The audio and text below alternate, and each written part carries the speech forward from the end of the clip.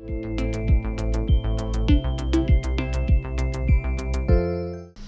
अगर 2023 की बात करें तो लगभग हमने मोर देन 40-45 आईपीओस आते हुए देखे।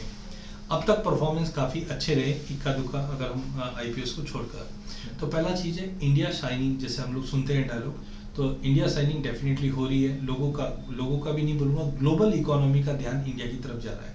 तो इंडिया में अब तक हमने देखा था जो स्ट्रक्चर्ड वे में काम नहीं हो रहा था, अनस्ट्रक्चर्ड मार्केट बहुत बड़ा है इंडिया में। अब ये आईपीओ जो एसएमई में आ रहे हैं या मीन्स में आ रहे हैं, ये कहीं ना कहीं एक तरह का हम बोल सकते हैं कि इंडियन इकोनॉमी में जो कॉर्पोरेट अनस्ट्रक्चर्डली काम कर रहे थे, अब वो स्ट्रक्चर्ड वे में काम करने लगे। एंड बिजनेस मॉडल तो डेफिनेटली इंडिया में आज आप देखेंगे तो विद दी हाई पॉपुलेशन ये हमारे लिए एक असेट है। तो हम देख रहे हैं कि जो छोटी छोटी कंपनीज अब तक नहीं परफॉर्म कर पा रही थी, वो अब मार्केट से कैपिटल उठाकर इस चीज़ का बेनिफिट भी ले रही है और नए प्रोडक्ट और नए सर्विसेज में आ रही है। तो ये साल में अगर हम आईपीओ की बात करें तो काफ़ी अच्छे बेहतरीन रिटर्न के रूप में हम देख रहे हैं इसको।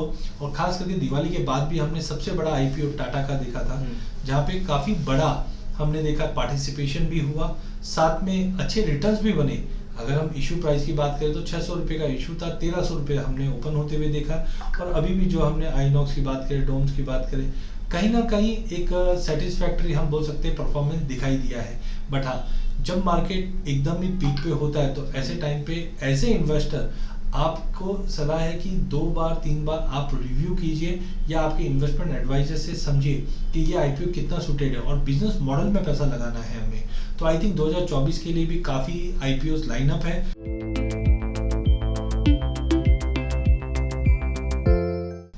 देखिए, कोई भी कंपनी की जो ग्रोथ होती है वो उनके बिजनेस पार्टनर के साथ होती है। तो ये चीज़ हमने आज से 15 साल पहले भी समझा और करंटली हम लोग मोर देन 600 प्लस हमारे बिजनेस पार्टनर के साथ ट्रेड करते हैं। हम टेक केयर करते हैं सबसे पहले जो भी हमारे बिजनेस पार्टनर, उनके पास एक अच्छा डैशबोर्ड रहे ताकि वो ट्रैक कर पाए कि मुझे क्या बिजनेस मिल रहा है या मेरे क्लाइंट को क्या सर्विसेज चाहिए। इनफैक्ट साथ में होता है प्रोडक्ट ट्रेनिंग, क्योंकि आज आप देख रहे हैं मार्केट के डायनामिक्स रोज चेंज हो रहे हैं। तो इधर हमारे बिजनेस पार्टनर की पता होना चाहिए कौन सा प्रोडक्ट अवेलेबल है, क्या स्ट्रेटजीज अवेलेबल है। इनकी हम वेबिनार एंड सेमिनार दोनों रूप से हम ट्रेन करते हैं। हाँ, जो सबसे इम्पॉर्टेंट होता है कि पार्टनर शेयरिंग कैसा है, तो एज पर हमने बेस्ट मार्केट प्रैक्टिस जो हो सकता है वो हमने रखा है ताकि उनके लिए, बिकॉज कोई भी कंपनी की ग्रोथ के लिए बिजनेस पार्टनर काफ़ी इंपॉर्टेंट है। तो हमने ये तीनों चीज़ पे टेक केयर किया है और मेक श्योर करते हैं कि उनको भी उस चीज़ का बेनिफिट मिले। हाँ, साथ साथ में ट्रेनिंग प्रोग्राम सबसे इंपॉर्टेंट है, बिकॉज जो मार्केट के डायनामिक्स है वो रोज़ चेंज होते हैं, रोज़ नए प्रोडक्ट आते हैं। तो कंटिन्यू हम लोग मेक श्योर करते हैं कि नए प्रोडक्ट ट्रेनिंग या जो ऑलरेडी प्रोसेस बने हुए उसका हम लोग लर्निंग कैसे रखें कंटिन्यू, ये सब हम लोग कंटिन्यू करते हैं बिजनेस पार्टनर के लिए, जो उनकी ग्रोथ के लिए भी सपोर्ट होता है। प्लस साथ में हम मेक श्योर करते हैं कि उनके क्लाइंट्स के लिए भी हम ऐसे प्रोग्राम करते रहें। तो एक मिलजुल कर अगर हम काम करते हैं तो कोई भी कंपनी की ग्रोथ रहती है। तो डेफिनेटली हमारी कंपनी की ग्रोथ के अंदर भी बिजनेस पार्टनर का रोल काफ़ी अहम है। तो हम मेक श्योर करते हैं कि उनको हर तरीके की सुविधा, और टेक सेवी कंपनी होने की वजह से एवरीथिंग अंडर वन क्लिक उनको मिलती है।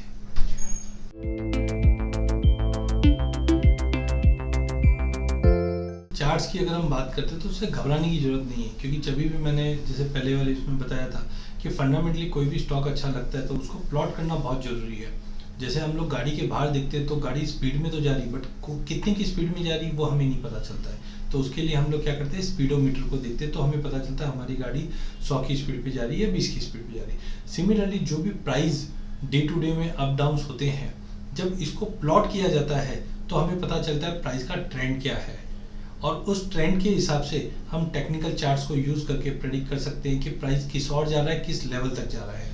तो जनरली जो ट्रेडर्स है, जो डे ट्रेडिंग करते हैं, इनके लिए पहले ऐसे रूल्स, पहले हम बोल सकते हैं ऐसे एनवायरनमेंट नहीं थे, बट अभी हम देख रहे हैं कि काफ़ी एक्सटेंसिव चार्टिंग सॉफ्टवेयर बन चुके हैं जहाँ पे हम अदर इंडिकेटर्स या स्टडी लगा के पता कर सकते हैं। फॉर एग्जांपल कि नॉर्मल चार्ट हम कैंडलस्टिक चार्ट यूज़ करते हैं ताकि एक एक कैंडल हमें बताती है कि उस टाइम जोन में प्राइस कितना बढ़ा है या घटा है। तो इसका जब कलेक्शन होता है तो एक चार्ट बन जाता है। पर चार्ट में हम छोटी सी एक इंडिकेटर है जहाँ पे हम स्टडीज लगाते हैं, RSI, रिलेटिव स्ट्रेंथ इंडेक्स। तो ये हमें बताता है कि मार्केट अब जो तेजी में जा रहा है उसमें स्ट्रेंथ कितनी है। तो आपको पता है कि मैं इस स्क्रिप्ट में बना रहूं या निकल जाऊं। ऐसे ही और भी इंडिकेटर्स होते हैं जैसे मूविंग एवरेज। तो मूविंग एवरेज बताता है कि पिछले 20 दिन में, 50 दिन में, 100 दिन में प्राइजेस ऊपर की तरफ गए हैं या नीचे की तरफ गए हैं। तो ऐसे कुछ स्टडीज या इंडिकेटर लगाकर हम पता कर सकते हैं कि मार्केट का जो ट्रेंड है वो किस ओर जा रहा है, और डे टू डे में जो अप्स और डाउन्स होते हैं उसको भी हम कैप्चर कर सकते हैं। तो ज़्यादा करके चार्ट जो यूज़ होता है वो डे ट्रेडर्स के लिए यूज़ होता है, और एक अच्छी चीज़ है क्योंकि आज से 20, 25, 50 साल पहले हम देखते थे कि जब रिंग में जाते तो हमको पता ही नहीं चलता मार्केट का ट्रेंड क्या हो रहा है। बट अब एक एक डेटा रिकॉर्ड होता है एक्सचेंज पे और उसी से चार्ट बनता है, तो आप पता कर सकते हो मार्केट का सेंटिमेंट कैसा है। तो आई थिंक जो डे ट्रेडिंग कर रहे हैं उनके लिए चार्ट हमने भी हमारे वेबसाइट पे रखा है केडिया कैपिटल पे, जहाँ पे आप अपनी स्क्रिप्ट का चार्ट लगा सकते हो इंट्राडे में 5 मिनट, 10 मिनट, 15 मिनट, 1 आवर, और पता कर सकते हो मार्केट का एक सेंटीमेंट है पिछले 1-2 दिनों में कैसा रहा है। अकॉर्डिंगली आपके जो डिसीजन मेकिंग है उसमें चार्ट्स आपको काफ़ी अच्छा सपोर्ट करता है। Investments in securities market are subject to market risk. Read all the related documents carefully before investing. Read full disclaimer on www.kadiacapital.com.